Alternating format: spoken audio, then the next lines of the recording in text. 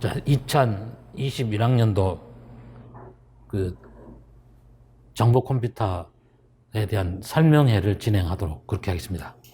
그래서 이제 2021학년도 기출문제들 한번 먼저 살펴보고 나서 그것에 관한 총평을 해드리고, 그리고 나서 이제 강 일정들이 어떤 식으로 진행이 되는가, 그것들을 봐드리고, 그 다음에 이제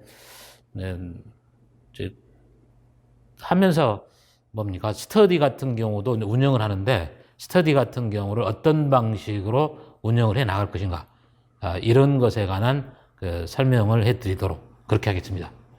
그래서 이제 2001학년도 기출문제들은 이제 과목별로 세분화시켜서 나누어서 봐보니까 교과 내용학이 60점이 됐고, 교과 교육학이 20점이 됐습니다. 그래서 2020년이나 2019년하고 대비를 해서 보면 교과 내용학 자체가 비중이 뭡니까? 높아진 겁니다. 그래서 그 이전 같은 경우는 여기가 60점이 아니라 52점에서 54점 이런 정도로 나왔었는데, 작년 같은 경우는 뭡니까? 60점대가 되니까 내용학의 분포가 훨씬 더 많아졌다, 그렇게 보시면 되겠죠. 그래서 그 내용학하고 교과 교육학 그 분포를 봐보면 75대 25 이런 정도로 보시면 될 것 같습니다. 자, 그렇다면 이제 이 컴퓨터 구조에 관한 것이 되겠는데, 컴퓨터 구조에 관한 개념은 문제는 쉬웠던 문제입니다. 그래서 이제 그레이 코드를 이진수로 변환하는 이런 뭡니까, 문제였죠. 그래서 그 해로도를 가지고서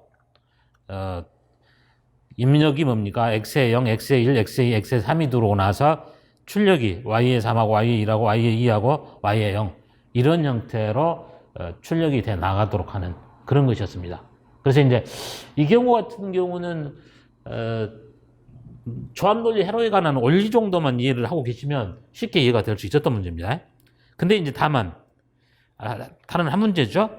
그 제시된 회로에서 y0인 짝수 페리티의 오류 검출을 사용한다면 입력에서 오류가 있는 경우에 있어서 y의 0의 값이 얼마가 되는가 를 한번 써봐라, 이런 얘기였죠. 그래서 여기서는 뭐냐면 그레이 코드를 이진수로 변하는 것과 그 다음에 짝수 페리티비티의 어떤 생성기다, 이렇게 보면 되겠죠. 두 가지를 체크할 수 있도록 하는 물음이었습니다.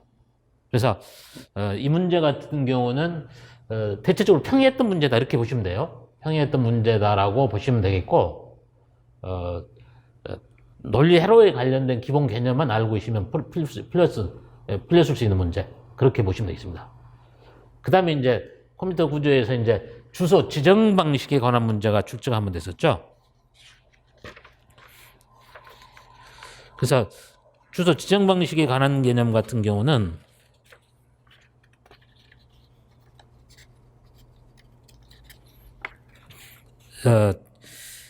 주소하고 데이터가 주어져 있고, 그 다음에 로드하고 인크리먼트하고 스토어 이런 개념에 관련된 내용이었습니다. 그래서 이것도 보면 기본 개념만 알고 계시면 다 풀릴 수 있었던 그런 문제입니다. 그래서 컴퓨터 구조 같은 경우는 지금 뭡니까? 4점 4점 그래서 8점이 출제가 됐던 그런 내용이에요. 그래서 이 컴퓨터 구조에 관한 것들은 패턴 자체가 거의 일정한 걸로 보시면 됩니다. 논리 회로에서 2점 또는 4점. 그 다음에 뭡니까? 컴퓨터 구조에 관한 내용들. 그래서 이제 여기인데 주소 지정 방식에서는 주소하고 데이터에 관련된 연관성만 가지면 되니까 이 문제는 쉬웠던 문제다라고, 평이했던 문제다, 그렇게 이제 평가를 하면 되겠죠. 자, 컴퓨터 구조 같은 경우가 그래서 8점이 배점이 됐고, 그 다음에 이제 운영체제로 갑니다. 운영체제 같은 경우는 역시 이제 그래서 메인 과목은 운영체제하고 데이터베이스하고 자료구조 이 세 개 과목입니다. 세 개의 과목 같은 경우가 가장 메인 과목으로서 비중이 가장 높은 걸로. 그래서 이제 봐보시면 이게 10점이 있고 10점이 있고 12점이 있죠. 그래서 전체적으로 보니까 32점이 되는데, 32점이 되는 것은 요건 2021년뿐만이 아니라 2020년, 2019년, 그 다음에 2018년 이때도 보면 전부 다 100점 이 정도였습니다. 그래서 전부 다 3개 문제씩이 출제가 됐던 그런 문제죠. 그래서 이제 운영체제에서 인계 영역의 문제를 해결하는 그런 문제였었죠. 인계 영역에 관련된 문제인데 이 문제 같은 경우는 대체적으로 손쉬웠던 그런 내용 중에 하나죠. 그래서 가번에서 뭡니까? 명령에 대한 설명을 해놓고 나서 나번에서 나에 가서 이제 기억하고 니은에 들어갈 수 있도록 하는 이런 개념이 됐습니다. 그래서 이제 인계 구역에 관련된 단순한 간단한 문제 중에 하나죠. 그런데 이 개념 같은 경우도 단순하게 생각해서는 안 되고 몇 가지 이제 원리 같은 경우들은 이해를 해 두셔야 됩니다. 자, 그러기 전에 내가 이제 오늘 설명할 때는 기출문제에 관한 문항 분석을 해드리고 요것이 끝나고 나면은 컴퓨터 구조부터 운영체제까지에 관련된 해설을 현재 이 이후에서 기출문제를 분석하는 강의는 그대로 진행을 해드릴 겁니다. 진행을 해드리는데 이 진행 같은 경우는 이렇게 이제 강의실에서 하는 것이 아니라 음성에 의해서 캠타시아라고 하는 프로그램을 통해서 음성으로 강의를 해서 올리도록 그렇게 하겠습니다. 그 점은 그런 방식으로 한다는 것들을 봐두시고 여기서 같은 경우는 간단한 어떤 문제가 어떤 패턴으로 출력이 됐는지 그것만 이제 설명할 겁니다. 그래서 이제 인계 영역의 문제 같은 경우는 간략한 2개의 코드를 쓰도록 하는 그런 문제였다라고 보시면 되겠죠. 그 다음에 이제 운영체제에서의 은행원 알고리즘이죠. 그래서 은행원 알고리즘인데 은행원 알고리즘 같은 경우는 이건 굉장히 난이도가 아주 높았던 문제입니다. 그래서 은행원 알고리즘인데 은행원 알고리즘을 그냥 가지고서 설명하면 안 되고 한 개념을 더 깊게 더 보셔야 됩니다. 그래서 뭡니까? 요구 행렬이 있고 할당 행렬이 있고 가용 벡터가 있겠죠. 그러면 이제 요구 행렬과 이제 가용 벡터에 의해서 처리가 되는 것들인데 이 할당 자원이라고 하는 것 자체는 그 프로세서가 실행을 했을 때의 상태입니다. 그렇기 때문에 요거 같은 경우는 뭐냐면 요구 행렬에 의해서 안전 순서를 구할 때 같은 경우는 할당 행렬에서 그 값을 빼놓은 상태 속에서 해야 됩니다. 그래서 이 관계는 상당히 난이도가 높았던 문제다. 난이도가 높다. 난이도가 대단히 높았다. 난이도가 대단히 높았다라고 보면 되겠습니다. 그래서 해설에서 이제 설명을 하겠습니다만은 일반적으로 그냥 봐서는 문제가 해결이 안 되는 그런 문제예요. 그래서 이제 일반적으로 여러분들이 그 은행가의 알고리즘에서 뭡니까? 할당 행렬이나 요구 행렬이 있고 그 다음에 니드 자원이 있고 가용 벡터가 있다라고 생각했을 때 그걸 가지고서 그냥 일반적으로 안전 순서를 구하려고 생각하면 나오질 않습니다, 답이. 그래서 이 경우 같은 경우도 보면 그 시험을 치르고 나서 도저히 개념 자체를 뭔 말인지를 모르겠다라고 이렇게 설명했던 뭐 이렇게 이야기했던 학생들도 있고 그래서 문제 자체를 포기했다라고 하는 분들도 있었습니다만은 그래서 그만큼 난이도가 높았던 그런 내용이라고 보시면 되겠죠. 그래서 기출문제 해설을 통해서 어떤 원리인가들은 자세하게 설명을 해드리도록 그렇게 하겠습니다. 그 다음에 이제 운영체제에서 페이지 교체 기법에서 2차 기회 대치에 관련된 개념이 되겠죠. 그래서 이제 이 경우의 문제 같은 경우는 그렇게 어렵진 않았던 그런 문제입니다. 그래서 기본 개념 정도만 파악을 하고 계시면 풀릴 수 있었던 문제라고 생각을 합니다. 근데 이제 여기서 같은 경우도 이제 페이지하고 페이지 프레임이 있는데 페이지하고 페이지 프레임 개념을 항상 0번, 1번, 2번, 3번, 4번 페이지 프레임 이렇게 순차적으로 있는 걸로 판단해서는 안 됩니다. 이것도 그래서 그 개념이 조금 다릅니다. 그래서 그 페이지하고 페이지 프레임 관계 같은 경우들을 조건을 보고서 잘 따져보면서 해야 되는 그런 문제 중 하나입니다. 그래서 그런 그 페이지 번호하고 페이지 프레임 번호가 그 페이지 번호가 3번, 1번, 0번, 6번이 있고 페이지 프레임 번호가 5번, 2번, 9번, 7번 있겠죠. 그래서 페이지 프레임 번호 5번하고 2번하고 9번, 7번을 고정시켜 놓고 나서 푸셔야 됩니다. 그래서 이제 풀면은 이제 손쉽게 풀리는 문제입니다만은 그렇지 않았을 때 같은 경우는 이것도 약간의 혼선이 빚어질 수 있는 그런 문제 중에 하나입니다. 그래서 여기 이 문제 같은 경우는 난이도로 보자면 중정도 되는 그런 문제라고 보시면 되겠습니다. 그래서 이 문제 같은 경우는 뭡니까? 난이도가 가장 낮은 편입니다만은 가장 높고 가장 중정도 되는 그런 정도 문제로서 10점이 배점됐다. 그런 내용이에요.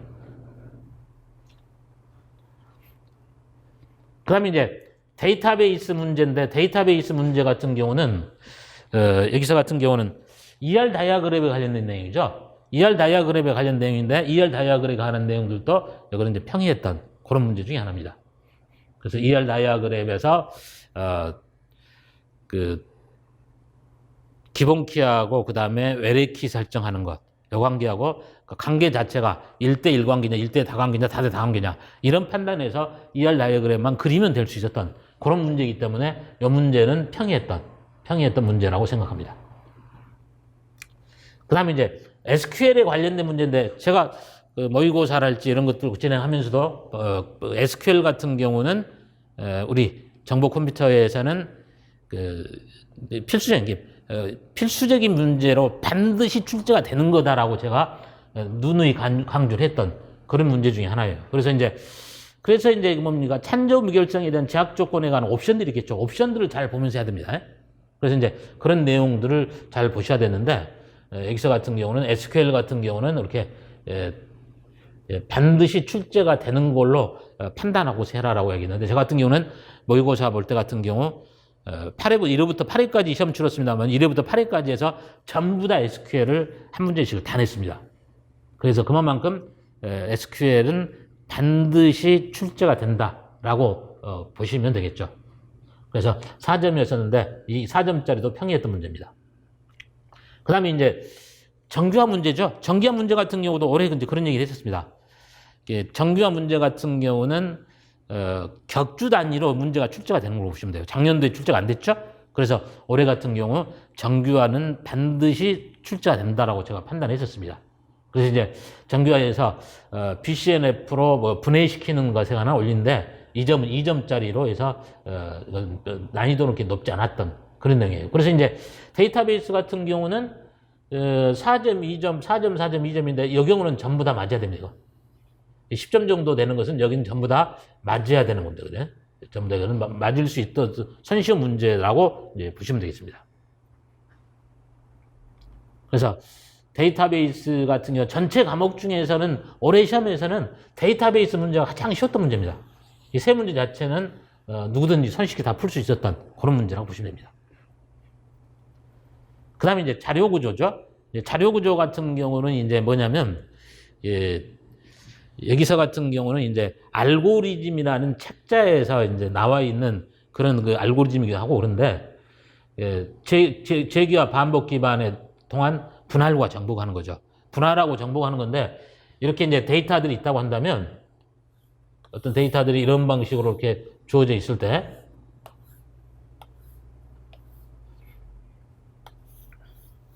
데이터들을 이렇게 이제 하나씩 나누는 거죠, 이렇게.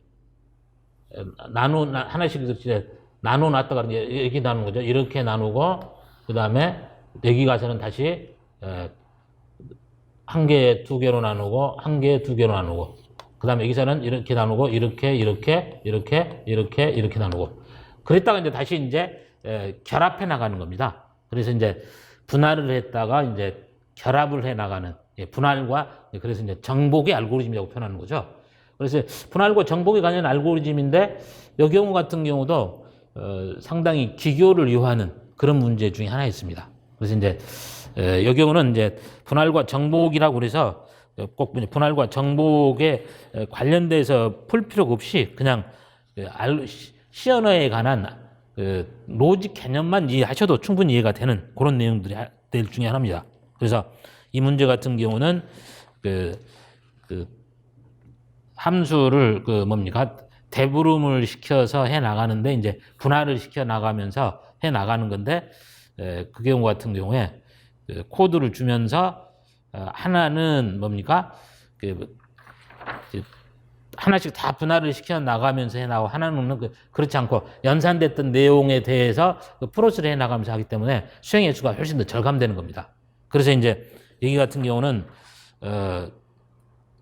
DIV하고서 뭡니까? DIV하고서 컨이라고 하는 거 있고 다이나 프로라고 하는 함수가 있겠죠. 그래서 분할시키는 것하고 이제 동적으로 계획하는 알고리즘, 이제 그 개념을 가지고서 수행하는 것인데, 여기 경우는 난이도 면에서 보면 중정도 됐던 그런 정도 문제입니다. 그래서 난이도로 봤을 때는 중정도의 문제다라고 이제 보시면 되겠죠.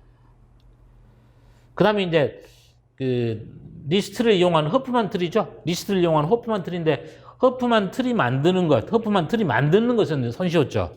이 허프만 트리 만드는 건 손쉬웠습니다만, 허프만 트리를 가지고서 연결 리스트를 이용해서 코드 완성하는 것. 그 내용이 조금 까다로웠던 그런 내용들입니다. 그렇지만 이 정도도 이제 난이도로 보자면 중정도 되고 중정도 되는, 둘 다가 중정도 되는 겁니다. 그 다음에 이제 퀵 정렬하는 C 프로그램이죠. 퀵 정렬하는 C 프로그램인데 똑같은 퀵 정렬입니다. 퀵 정렬 프로그램에서 수행되는 횟수를 물어보는 그런 문제였죠. 그래서 퀵 정렬에 관련된 것이기 때문에 이것도 뭐냐면 중정도 되는. 그래서 이제 자료 구조에서 이 세 개 문제 정도는 난이도는 그렇게 중정도 되는 위치에서 평이하게 좀 다 풀렸었던 문제. 어느 정도 공부를 하셨던 분은 이 문제 같은 경우는 12점에서는 뭐 8, 9점 정도는 충분히 획득할 수 있었던 그런 문제가 자료 구조 문제라고 보는 겁니다.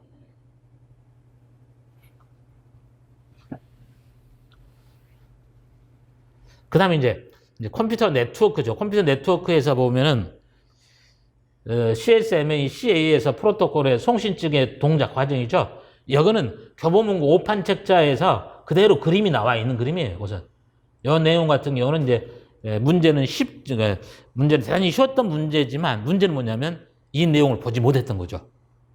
미처 예측하지 못했던 분들이 상당히 많았다고 생각합니다. 그래서 이제 뭡니까? 동작 순서의 과정의 순번을 나열하는 그런 문제였었죠. 나열하는 문제여서 문제의 난이도는 대단히 쉬웠던 문제이지만 문제는 차마 이런 정도 문제에서 출제가 될까 싶어서 다 이 내용 자체를 넘겨버려 가지고 문제를 풀지 못했지 않았을까라는 판단을 하는 겁니다. 그래서 2점짜리 문제인데 손쉬웠지만 이 내용 같은 경우는 내용 자체들을 정리를 안 해가지고 결론은 놓치는 그런 문제이기 때문에 수준으로 보자면 난이도는 최소로 낮지만 그래도 개념 자체 정리가 안 된 상태에서 조금은 좀 혼란이 됐을 수 있는 그런 문제입니다. 그 다음에 이제 TCP에서 제가 이제 통신에서 보면은 제가 올해 같은 경우는 TCP에서 혼잡 제어에서 시험 출제가 될 거라고 제가 미리 지금 모의고사를 할지 아니면은 내용 강의를 통해서랄지 문제풀이를 통해서 누차에 걸쳐서 강조를 했던 혼잡 제어에 관련된 개념은 꼭 이번에 시험 출제가 될 수 있다. 그래서 어차피 올해 같은 경우는 혼잡 제어에서 문제가 출제가 되지 않을까라고 판단을 했었습니다만은 그래서 이제 출제가 됐는데 이제 이 문제 같은 경우는 한 가지 이제 혼란스러운 개념이 하나가 있었죠. 그래서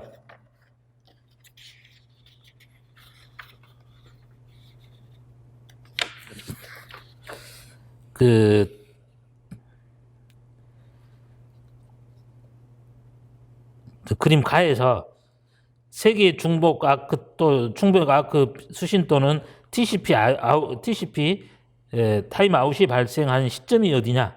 시점이 어디냐 그러면 이제 B하고 2가 맞습니다. B하고 2가 맞는데 B하고 2가 아닌 C하고 F라고 썼던 사람 이런 사람이 많이 있을 겁니다. 그래서 이제 B에서 B하고 E가 맞는데 C하고 F를 쓰는 게 조금은 좀 혼란스러웠을 수 있는 그런 문제예요. 그래서 이제 여기 같은 경우는 그 개념 때문에 B하고 E가 맞는데 C하고 F로 썼던 사람들이 다수가 있었을 것 같습니다. 그것이 잠깐 혼란스러웠던 그런 문제가 아닌가 그렇게 생각을 합니다. 그래서 이제 컴퓨터 네트워크에서 같은 경우는 지금 2점하고 6점 그래서 전체가 이제 6점인데 여기서 같은 경우는 그래서 그렇다고 썩 좋게 점수를 맞을 수 있었던 문제는 아닙니다. 여기서. 그래서 이건 많이 맞아야 뭐 이렇게 6점이라고 한다면 뭐 4점 아니면 뭐 3점 이 정도가 되지 않을까 그런 싶습니다. 그래서 컴퓨터 네트워크는 문제 자체는 쉬웠습니다만은 정리를 잘못해 가지고 틀렸을 수 있는 그런 내용들이 컴퓨터 네트워크의 문제다라고 보시면 되겠습니다. 그래서 컴퓨터 네트워크는 6점으로 배점이 됐던 그런 내용이죠. 그 다음에 이제 C언어 문제인데 C언어 같은 경우는 함수 호출과 뭡니까? 멜록 함수를 활용하는 것이죠. 그래서 여기 같은 경우는 이제 C언어에 대한 개념들만 잘 알고 계시면 다 해결할 수 있었던 문제입니다. 그래서 로직에 대한 개념들이 얼마만큼 중요한가 그런 정도를 보셔야 될 그런 내용이라고 봅니다. 그래서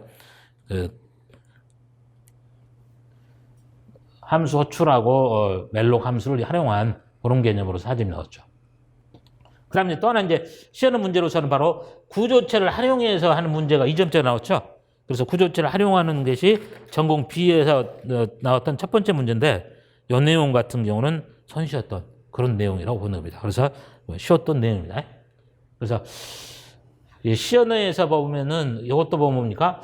이 4점짜리에서는 이거 1점이나 2점 정도는 이렇게 뭡니까? 감점이 될 수 있던 문제입니다. 여기서는 이제 쉽게 전체를 다 맞기는 좀 쉽지 않았던 그런 문제예요. 그래서 시연의 문제 같은 경우는 평균적으로 한 4점 정도 맞지 않았을까 그런 생각들을 하는 겁니다.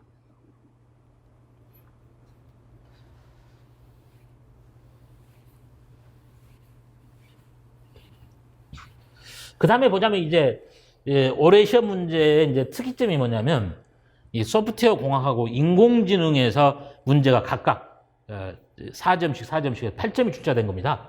그래서 저 같은 경우도 이제 작년에도 마찬가지였습니다만은 이미 저는 소프트웨어 공학이나 인공지능에서는 시험 출제 가능성은 충분한 걸로 그렇게 판단했습니다.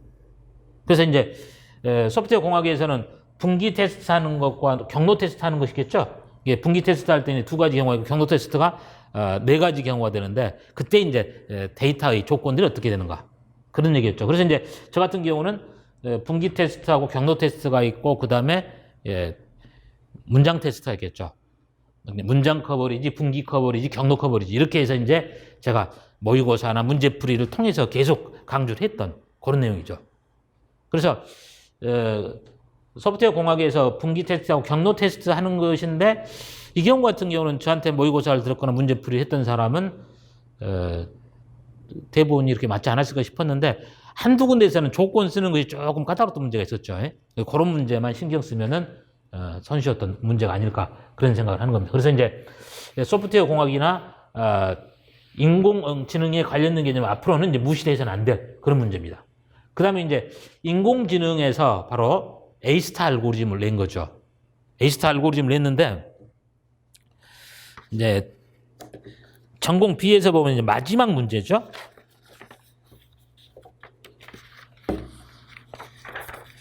전공 B에 가서 이제 마지막 문제인데 A-스타 알고리즘 같은 경우는 여기였죠 지금 평가함수 값을 구하는데 f의 x는 이꼬르 g의 x에다가 g의 x 플러스 h의 x가 되겠죠.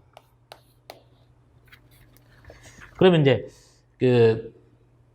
최적의 경로를 찾아 나갔는데 g의 x라고 하는 것은 현재 시점으로부터 현재 여기가 목표라고 한다면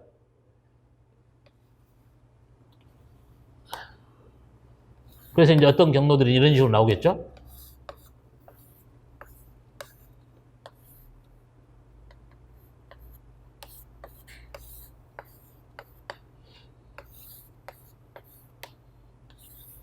그렇다고 한다면 내가 G의 X라고 하는 것은 내가 시작점으로부터서 여기까지 올 때의 거리입니다. 시작점으로부터 여기까지 올 때의 거리. 여기가 이제 뭡니까? GX가 되는 거예요. 그러면 여기로부터서 목적지까지 오는 거리는 여기가 되겠죠. 그래서 내가 이 거리에서 이런 쪽으로 가는 거리. 여기가 이제 그럼 뭡니까? HX가 되는 겁니다. 그러면 출발지부터 현재까지가 GX가 되는 거고 현재 위치로부터 목적지까지가 HX 값이죠. 그래서 여기에 관한 평가 함수를 구해서 가장 최적의 값을 찾아 나가는 그런 것이 뭡니까? A-스타 알고리즘입니다. 그래서 A-스타 알고리즘 같은 경우 요거는 개념이 요겁니다. 여기가 이렇게 출발지가 되겠죠? 여기가 목적지가 되겠죠? 그래서 출발지로부터 현재 시점까지가 Gx가 평가함수 값이 되고 현재 위치로부터 목적지까지가 fx라는 평가함수 값을 구해서 최적의 경로를 찾아 나가는 그런 것들이 A-스타 알고리즘이 되는 겁니다. 그래서 A-스타 알고리즘 같은 경우는 이거는 난이도가 상당히 높았던 문제예요. 그래서 이제 올해 문제에서 보면은 은행원 알고리즘이랄지 아니면은 A-스타 알고리즘 같은 것들. 연애원 같은 경우는 굉장히 문제 자체가 어려웠던 문제 중에 하나죠. 그래서 인공지능 같은 경우는 뭡니까? 제가 모의고사에도 했었고 문제풀이에서 했던 얘기인데 여기는 fx는 이꼬로 gx 플러스 hx라고 하는 것들을 가지고 구해야 된다라고 하는 것을 여기는 뭡니까? 저는 이제 퍼즐 게임을 가지고서 했었죠. 인공지능을 퍼즐 게임을 가지고서 최적의 경로를 찾아 나가는 그런 경로를 설명했습니다만 여기는 알고리즘 주어서 했습니다만 여기 같은 경우도 실은 이해를 해놓고 보면 대단히 문제가 쉬웠던 문제 중에 하나예요. 손쉽게 문제를 풀 수 있었던 문제인데 그런 개념이 안 잡힌 사람들은 전혀 내용 자체 파악이 안 돼버리는 그런 내용이 아닐까 그런 생각들 하는 겁니다. 그래서 이제 올해 문제로 보자면은 가장 난이도가 있고 혼란스러웠던 문제 중에 하나가 은행원 알고리즘과 인공지능에서 A-스타 알고리즘이 가장 문제가 까다로웠던 그런 내용 중에 하나가 아닌가 생각을 합니다. 그 다음에 이제 그런 대로 이제 비중이 있었던 내용들이 어떤 거였냐면, 페이지 교체 알고리즘, 그 다음에, 뭡니까? 분할과 정복에 관한 알고리즘 있죠? 그 다음에 허프만 코딩 트리를 이용하는 개념들이겠죠? 혼잡자에 관련된 내용이 있었죠. 이런 문제들이 대체적으로 좀 중정도 되는 그런 정도의 문제의 수준이라고 보는 겁니다. 그래서 이제 전체적으로 이제 이 내용을 가지고서 평가를 한번 해보자면 올해 내용 같은 경우는 일단은 뭡니까? 기본 로직에 관한 개념에 충실해야 되겠다. 시 언어에 관한 로직에 대한 것만 잡혀 있으면은 문제는 상당히 많이 연관돼서 풀 수 있었던. 그래서 이제 로직하고 관련된 문제를 가지고서 보자면 여기는 전부 다 로직이죠. 로직과 관련된 문제가 여기가 로직입니다. 여기도 로직을 이해를 해야 되는 거고 여기도 로직의 문제입니다. 여기도 로직의 문제죠. 그 다음에 이제 어차피 뭡니까? 시 언어나 구조체 같은 경우도 로직을 이제 이해를 해야 되는 거죠. 로직을 이해를 해 나가야만이 코드가 풀릴 수 있었던. 그 다음에 뭡니까? A-스타 알고리즘도 로직을 이해를 하면 되겠죠. 그래서 로직에 관련된 건데 개념들이 하나, 둘, 셋, 넷, 다섯, 6개. 6개 문제들이 로직하고 연관돼서 어찌됐건 C코드하고 연관돼서 이해를 해 나가야 되는. 그렇기 때문에 정보 컴퓨터 과목에서 내가 시험을 치려고 생각한다면 로직에 관한 것들이 확실히 잡혀 있어야만 이 결론은 시험의 합격을 보장할 수 있는 그런 내용이에요. 그래서 이런 그 로직에 관련된 문제를 잘 좀 주목을 해서 봐 나가야 되고, 그 다음에 이제 이런 문제들. 그래서 분기하고 경로에 관한 커버리지에 관련된 개념들 있죠. 이런 내용 같은 경우들은 이제 부분적이긴 하지만 그런 부분적인 이해관계들은 충분히 돼 있어야 되겠죠. 그래서 분기와 테스트 분기하고 경로에 관한 커버리지랄지, 그다음에 페이지 교체 알고리즘에 관련된 개념이랄지.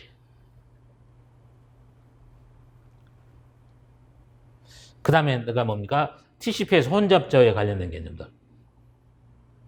그 다음에 여기서 SQL에서의 참조 무결성에 관련된 개념들 있죠. 이런 개념들이 주요하게 눈에 띄는 그런 내용들 중에 하나예요. 그래서 이 로직에 관련된 개념들과 그 다음에 TCP/IP에 대한 혼잡처에 관련된 컴퓨터 구조에서 원리들, 뭐 SQL에 관련된 것, 그리고 그 다음에 분기하고 테스트에 관련된 원리들, 이런 개념들이 이제 부수적으로 따라와서 이렇게 잡혀져야 되겠죠. 그렇게 되면은 내용학에 있어서는 이제 무난하게 처리를 할 수 있는 그런 내용들 중에 하나입니다. 그래서 어찌됐건 간에 2021년도의 문제의 80점 중에서 60점이 내용학에 잡혀 있고 20점이 이제 교과 교육학에 관련된 개념인데, 그래서 내용학에 관련된 개념들을 이렇게 눈여겨봐야 될 것들을 이제 체크했던 것처럼 이런 것들을 좀 잘 좀 체크를 해서 봐두시면 되겠죠.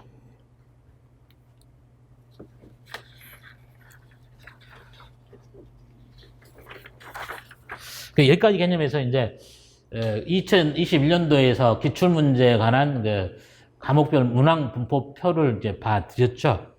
봐드렸는데 이 정도 개념, 내용학의 60점 정도가 이렇게 배점이 돼 있다라는 개념하고, 그래서 아까 처음에 이야기했던 것처럼 그 정보 컴퓨터 과목에서의 핵심 과목은 이렇게 운영체제와 데이터베이스와 자료구조다. 자료구조가 핵심 과목에 해당이 되고, 그래서 그것이 뭡니까? 절반 이상을 차지한다는 것하고, 그 다음에 이제 뭡니까? 로직 관련된, 로직에 관련된 원리들, 이런 것들을 잘 봐줘야 된다. 이게 결론은 운영체제 데이터베이스 자료구조하고 로직에 관련된 개념 정도만 잘 정리하면 되신다는 얘기예요. 그러면 전체 문제의 7, 80%가 해당되는 그런 내용이라고 보시면 되겠죠. 자, 여기까지 해서 이제 정리를 해서 보고, 그 다음에 이제, 교육의 일정들을 한번 살펴보겠습니다. 자, 그 다음에 이제 강의 일정표를 한번 보도록 하겠는데, 저 같은 경우는 1월부터 3월까지는 일반 과정을 진행합니다. 일반 과정 같은 경우는 이제 컴퓨터 과목에서, 정보 컴퓨터 과목에서 한 번도 강의를 수강해보지 않았던 사람이나 이런 분들을 토대로 해서 이제 일반 과정에서 손쉽게 설명할 수 있는 그런 과정입니다. 그래서 이제 이것은 이제 내년 1월 3일부터 개강을 해 나갈 건데, 오전 근무가 또 오후 1시부터서 8시까지 진행을 할 겁니다. 근데 이제 배움 출판사에서 과정 1하고 일반 과정 1하고 일반 과정 2 있습니다. 2로 되어 있는 2개로 해서 진행을 해 나갈 겁니다. 그래서 여기서 같은 경우는 아주 기본적인 개념부터 설명을 차곡차곡 해 나갈 겁니다. 그렇기 때문에 전공을 했다 치더라도 임용을 처음 접하는 사람 같은 경우는 일반 과정부터 들어오셔서 하는 것이 편하죠. 그럼 그 다음에 이제 뭡니까? 이거 과정이 끝나고 나면 4, 5, 6월 때는 심화 과정이죠. 심화 과정 같은 경우는 일반 과정 했던 내용에서 내용 자체 한 단계 업그레이드 시킨 내용이 되겠죠. 그렇기 때문에 이제 뭡니까? 한번 재수를 했던 분이랄지 하는 분들 같은 경우는 이제 심화 과정부터서 이제 강의를 들어야 되겠죠. 그래서 이제 이때 같은 경우는 이제 4월 4일 날 개강을 해 나갈 건데, 심화 과정에서는 심화 과정 1하고 2하고 3입니다. 심화 과정에서는 1 같은 경우는 컴퓨터 구조하고 운영체제, 2 같은 경우는 데이터베이스하고 자료구조, 그 다음에 3 같은 경우는 통신하고 PL, 프로그램 언어론에 관련된 이런 내용들입니다. 그래서 이제 프로그램 언어론에 관련된 것들은 이번에도 출제 안 됐었죠. 그래서 이제 프로그램 언어론 같은 경우는 그렇게 비중은 높지 않습니다. 높지 않기 때문에 시간 자체는 많이 소요되지 않습니다. 그래서 이제 3 같은 경우는, 여기 같은 경우는 컴퓨터 네트워크하고 그 다음에 PL하고 그 다음에 인공지능 분야가 이게 들어가 있습니다. 그래서 인공지능 분야 같은 경우는 3에 있습니다. 3에 있는데 현재 인공지능에 관련된 원래 이번에 시험 출제가 됐던 ACE 알고리즘에 관련된 것들도 소개가 돼 있어요. 그래서 3에서는 컴퓨터 네트워크하고 PL하고 인공지능 이 과목이 포함되어 있다. 이렇게 보시면 됩니다. 그 다음에 이제 3월에서 4월 같은 경우는 기출문제 분석 과정이죠. 기출문제 분석 과정은 3, 4월에 거쳐서 할 건데 3월 5일 날 개강을 합니다만은 요거는 이제 기출문제 분석집이라고 하는 책자가 나와 있어요. 그래서 이제 작년도 것까지가 작년도에 책을 개편을 했기 때문에 작년도 것까지는 문제가 수록돼 있지만 올해 것은 수록돼 있지 않아요. 올해 것은 기출문제 분석 과정에서 프린트를 통해서 자료를 제공해 줄 겁니다. 그래서 이제 기출문제 분석집에다가 올해 것 프린트 자료를 더하게 되면 모든 과정의 기출문제들을 다 한번 볼 수 있습니다.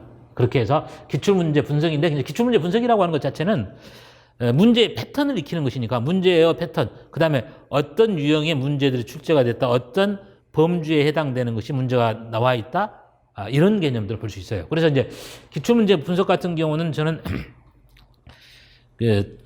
재수하거나 했던 분들은 한번 들었던 사람은 상관이 없습니다만 그렇지 않은 사람들은 기출문제 같은 경우들은 꼭 한번 접해보는 게 좋습니다. 그러는 것 자체가 문제 스타일 같은 경우를 익힐 수 있는 그런 겁니다. 그리고 이제 뭡니까? 각 과목별로의 문제 출제의 영역 범위가 어디까지 되겠는가. 그렇기 때문에 이제 기출문제 분석집만 딱 봐주면 어디는 문제가 출제가 되는데 어디는 문제가 출제가 나오지 않을 수도 있다라는 것들을 제가 이야기해 드릴 겁니다. 그리고서 이제 또 문제가 출제 가능성이 높은 게 어딘 거다. 이런 것들을 다 설명을 드릴 겁니다. 그래서 이제 기출문제 같은 경우들은 기출문제 분석이 반드시 이루어져야 되기 때문에 처음 수강하시는 분들은 반드시 한번 들어보셔야 될 그런 내용입니다. 그 다음에 이제 7월부터서 9월까지는 적정 문제풀이 과정입니다. 적정 문제풀이 과정인데 여기서는 이제 적정 문제풀이집을 통해서 할 건데 7월 4일 날부터서 이제 3개월 과정이 되는데 이제 이때부터는 이제 본격적으로 이제 문제 스타일이 현재 임용에 맞도록 문제가 만들어진 것들을 가지고 문제풀이를 해 나갈 겁니다. 문제풀이를 해 나갈 때 같은 경우는 전체 과정을 전체 범위를 가지고 다 하되 시험에 출제가 될 만한 요소들은 다 찍어내 가지고 이렇게 해 드릴 거예요. 그래서 이제 이 적정 문제풀이 과정을 보면은 아시겠습니다만 올해 문제가 나왔던 것 중에서 보면 영역이 유사했던 문제들이 상당히 많이 있습니다. 그런 문제들을 봐 나가면 되죠. 그래서 이제 적정 문제풀이는 말 그대로 이제 시험 출제 의도가 어떤 것인가들을 파악해 나가면서 문제를 만들고 문제풀이를 해 나간다라고 보시면 돼요. 그 다음에 이제 9월부터 11월까지 이제 9월부터 11월이 아니라 이제 8주 과정입니다. 8회 과정인데 8회 과정으로서 이제 9월 26일 날 합니다. 9월 26일 날 하는데 이거는 뭐냐면 이제 달달이 뭡니까? 해년마다 언제 시험 볼지에 대한 것들은 개략적으로는 판단이 됩니다. 그러니까 이제 11월 마지막 주이거나 마지막 이전 주 둘 중에 하나예요. 둘 중에 하나인데 그걸 가지고서 하면 9월 26일 날 하면 딱 맞아 떨어집니다. 그래서 이제 이 최종 모의고사집은 이제 프린트물을 통해서 하는데 프린트물을 통해서 마치 우리가 현재 시험 출제됐던 것과 유형이 비슷한 문제들을 만들어 가지고 그야말로 문제를 적중시킬 수 있는 문제들을 해드릴 겁니다. 그래서 이제 최종 모의고사 같은 경우는 이제 제한되어 있는 문제를 가지고 하기 때문에 현재 어떤 문제가 자주 출제가 되겠다 싶었을 때 그런 것들만을 딱 제가 딱 꼬집기를 하는 거죠. 집어서 그 내용에 관련된 것들을 이제 출제를 해 나갈 텐데 예를 들면 이제 올해 시험 출제가 됐던 문제를 똑같이 그 다음 해 문제를 내진 않아요. 그러면 뭐냐면 올해 문제를 했던 것은 내년에 가서는 모의고사에서는 제가 거의 하질 않습니다. 그래서 대표적으로 이제 한 가지 예를 한번 들어보자면 작년도 2020년도에 나왔던 문제 중에 하나에서 이제 ER 다이어그램이라는 게 있어요. 근데 ER 다이어그램이라는 게 올해 연도에 또 ER 다이어그램 나와버렸죠? 그래서 이제 제가 판단했을 때는 ER 다이어그램에 관련된 것은 적중 문제풀이를 통해서 다 해요. 그렇지만 최종 문제풀이를 해서는 하지 않는데 같은 문제를 연속해서 출제하는 경우는 쉽지 않습니다. 그래서 이제 올해 같은 경우도 문제풀이를 하는 과정 속에서 2열 다이아그램에 대해서는 제가 문제에서 내지 않겠다고 이야기했었습니다. 그래서 그 대신에 이제 적중 문제풀이 하라는 얘기죠. 그렇게 하다 보면은 이제 내가 공부할 수 있는 영역이랄지 양 같은 것들이 많이 줄어듭니다. 그래서 이제 저 같은 경우는 2열 다이아그램에서 이제 그런 문제가 턱 나와가지고 움찔 했습니다만은 이런 정도 문제는 손쉽게 해결할 수 있는 문제이기 때문에 걱정은 안 했습니다만은 움찔하긴 했었습니다. 그렇지만 뭡니까? 문제를 만드는 과정에서는 그런 것들의 변수들을 다 제거를 하고 나면 그만큼 축소가 되니까 공부하는 입장에서 봤을 때는 분량이랄지 양 같은 것도 대폭적으로 줄어들고 그렇습니다. 그럼 반면에 뭐 SQL 같은 것들은 끊임없이 제가 문제를 냈습니다. SQL 끊임없이 문제 냈었죠. 그래서 기출됐던 문제들 중에서 내가 모의고사에서 했던 내용들 한번 찝어보자면 모의고사에서 했던 내용은 해보자면 A-스타 알고리즘 나왔었죠. A-스타 알고리즘 나왔었죠. 그 소프트웨어 공학에서 분기 커버리지, 경로 커버리지 냈었죠. 혼잡 제어 냈었죠. 호프만 코딩 트리 했었죠. 호프만 코딩 트리 했죠. 정규화 요것 했었죠. SQL 했었죠. 그 다음에 이게 뭡니까? 페이지 교체 기법에 관련된 것들 했죠. 그 다음에 이제 주소 지정 방식도 설명을 했죠. 근데 간단히 하자면 이런 식이죠. 은행과 관련해서 뭡니까? 이것도 뭡니까? 자원할당 그래프에 대해서는 문제가 조금 뭡니까? 더 깊이 들어가 있었나 이 내용도 했던 내용이에요. 그러다 보면은 이렇게 해서 보면은 문제하고 모의고사 했던 것과 이렇게 실제 나왔던 문제를 보면 유사했던 문제들이 거의 이렇게 적중이 돼 나가는 거 보시면 돼요. 그래서 저 같은 경우도 올해 시험 딱 치러놓고 나서 문제 영역이랄지 범위 면에서 봐서는 저 같은 경우는 누구에 뒤지지 않게끔 잘 했다라고 저는 이미 판단합니다. 그래서 작년에 저하고 모의고사를 했던 분들은 이런 판단들을 다 했으리라고 생각합니다. 그래서 얼마만큼 제가 근접하게 문제를 만들어 나가려고 노력했었던지도 다 판단할 걸로 생각을 하고 있습니다.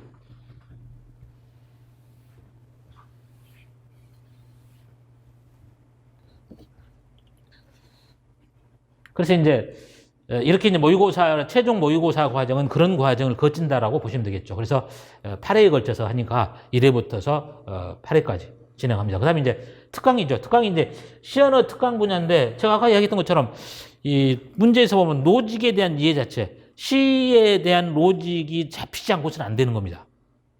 그래서 이렇게 이제 들어온 수강생들 중에서 보면 가끔 가다 보면은 이제 직장 생활 하시다가 들어오신 분들이 있어요. 직장 생활 하는데 보면 어느 쪽에 일하셨던 분들, 이런 분들 같은 경우는 대단히 뭡니까? 유리하다라고 보시면 됩니다. 유리하고 뭡니까? 로직에 대한 개념이 잡혀 있어 버리면요. 그렇지 않는 사람에 비하면 절반 정도는 앞서가고 있는 걸로 그렇게 판단하시면 돼요. 그래서 저한테 강의 들었던 분들 같은 경우 보면 직장 생활 하시면서 언어에 대한 프로그래밍에 대한 직장을 하셨던 분들 같은 경우는 아주 손쉽게 1년 만에 합격하는 경우들도 많이 봤습니다. 그렇게 이제 이해를 하시면 되겠습니다. 그래서 이제 시언어 특강 같은 경우가 이제 그런 개념입니다. 일반적으로 로직을 통해서 정리를 해 나가는 그런 개념인데요. 31강으로 되어 있고 시언어인데 자바라고 되어 있는데 그냥 시언어만 가지고 갈 겁니다. 자바는 아직 필요가 없으니까. 그래서 여기는 이제 캠타시아로 촬영된 겁니다. 캠타시아로 촬영된 것인데 이 경우는 언제 따로 하는 것이 아니라 이렇게 상시적으로 이제 뭡니까 들을 수 있습니다. 상시적으로 들을 수 있으니까 시언어 특강 같은 경우는 지금 수강 신청하셔도 와서 들을 수가 있습니다. 요거는 2018년도에 촬영을 했던 개념인데 조금 시간이 됐긴 합니다만은 내용 자체들은 변하지 않기 때문에 로직에 대한 개념들이 변하지 않기 때문에 아직까지 이제 업그레이드를 안 시켰죠. 그래서 이제 내년 정도에는 한번 업그레이드 시킬까 합니다만은 일단은 시언어 특강 같은 경우는 2018년도에 캠타시아로 촬영된 그런 강의를 가지고서 진행한다라는 사항을 알려드립니다.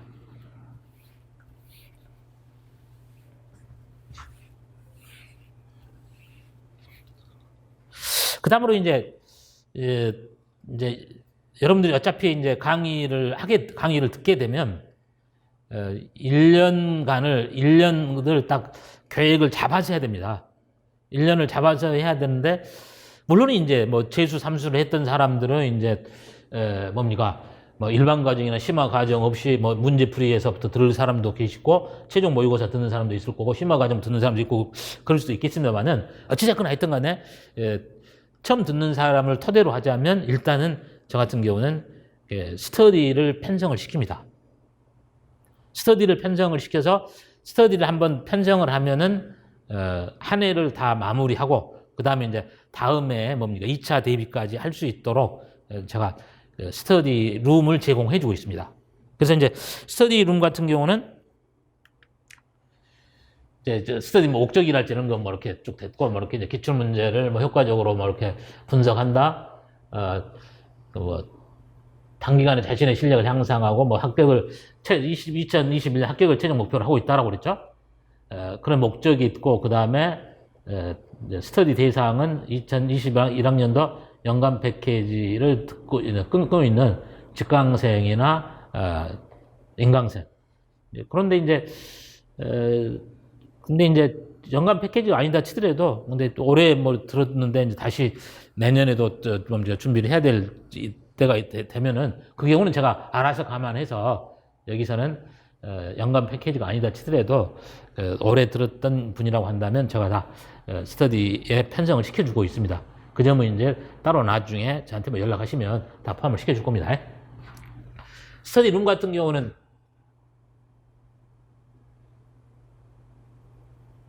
여기 상도역이 아니라 장승백이네요. 여기. 상도역이 아니라 장승백입니다.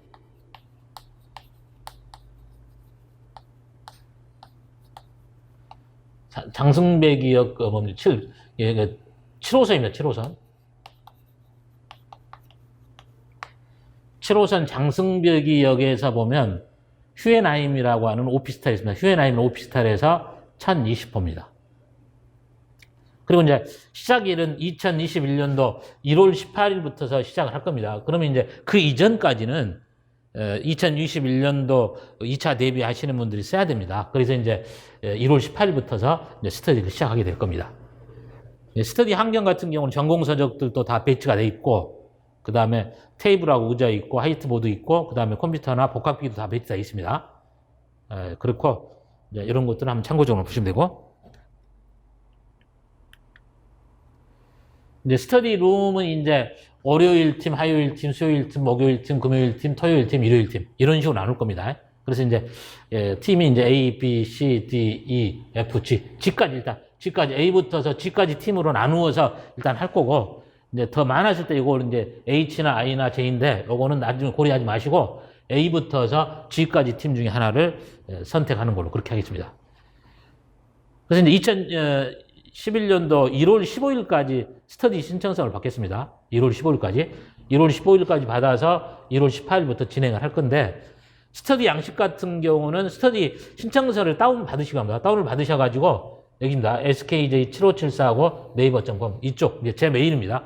제 메일로 스터디 신청서를 신청해 주시면 일괄적으로 받아서 제가 전화 등을 통해서,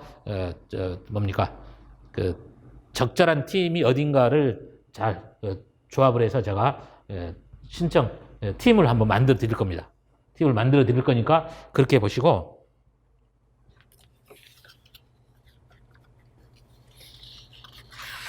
그 다음에 이제 스터디 룸 같은 경우는 약도가 있죠? 약도가 있는데, 약도가 장승백이형 7호선 4번 출구네요.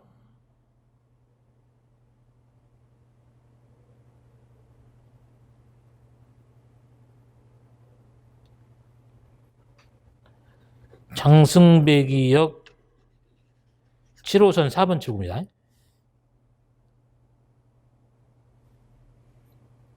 오버프스탈명이 그거 명이구나.